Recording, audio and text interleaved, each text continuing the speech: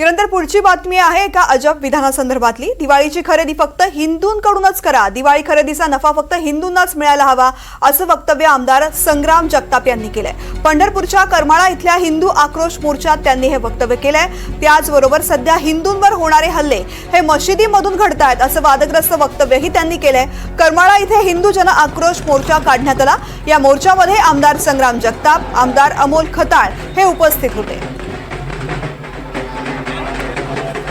जो दीपावलीच्या निमित्तानं काही खरेदी करत एक लक्षात घ्या, ती खरेदी करत असताना आपला पैसा, आपली खरेदी आणि आपल्यातला जो नफा भेटल तो फक्त आणि फक्त हिंदू माणसालाच आला पाहिजे, अशा प्रकारची दीपावली आपण ठिकाणी साजरी आहे। काय कोणतरी दारा पुरवतो ते सांगाल असं काही नसतं, ते खोटं असतं।